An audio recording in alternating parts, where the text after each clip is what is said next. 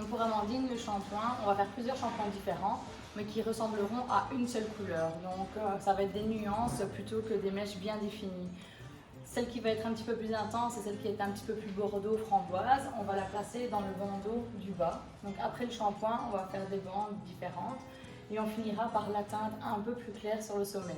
Donc ce sera un mélange de bordeaux, pêche et un petit peu corail. Voilà. Voilà, donc le premier mélange qu'on va faire, ce sera une couleur un petit peu corail.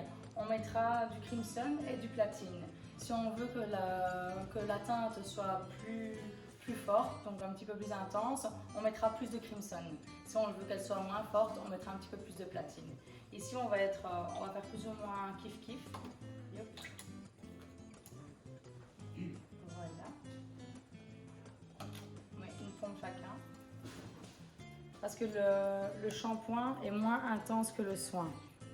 Au niveau du soin, je mettrai du conditionneur en plus. Donc comme ça, on ne sera pas sur quelque chose de trop orange. Voilà, donc ici on va faire le conditionneur. Donc on va mettre un petit peu plus de platine, du crimson et on va mettre un petit peu de balancing parce qu'il n'a pas de pigment et comme on ne veut pas qu'il soit trop orange, que ce soit un corail pas trop intense, c'est ce qu'on va faire. Donc, une pression de platine, une demi de crimson et un petit peu plus de conditionneur. C'est le balancing bien sûr pour le conditionneur. Maintenant on va faire le shampoing donc pour le rose clair. On va faire une pression de wheat, une pression de wine, mais pas totalement, donc un petit peu plus qu'une moitié de pression pour quand même avoir un tout petit peu plus de wheat que de wine. Voilà. Pour cette couleur-ci, on ne va pas faire de soin parce qu'elle donne très bien. C'est un rose clair qu'on va juste refermer les écailles avec un conditionneur sans pigment. Donc ce sera vraiment le balancing conditionneur pour le soin. Donc maintenant on va faire un ton un petit peu plus pêche. On va faire moitié de wheat et moitié de crimson. Donc pour le soin du pêche, au lieu du wheat, on va être sur le sun drop, donc sur une couleur plus dorée.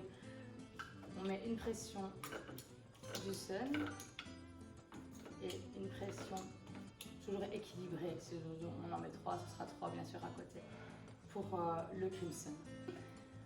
Voilà, donc ici on a fait une pression de platine, une pression de wine et une pression de slate pour avoir un bordeaux, donc une couleur un petit peu plus soutenue dans les tons rouge mauvais. Donc ici j'ai dessiné un triangle sur le haut donc sur le sommet de la tête où on va faire le rose plus clair. Ensuite on est venu sur les séparations en biais et le dessous pardon, sera donc avec le wine, la couleur plus framboise.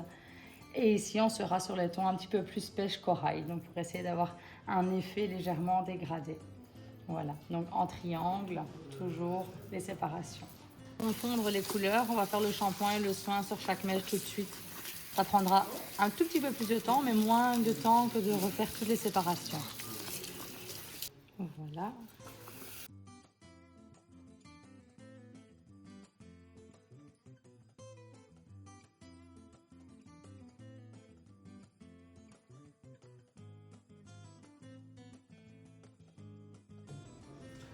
Donc voilà le résultat final, on a un mélange rosé, pêche avec un petit peu de corail.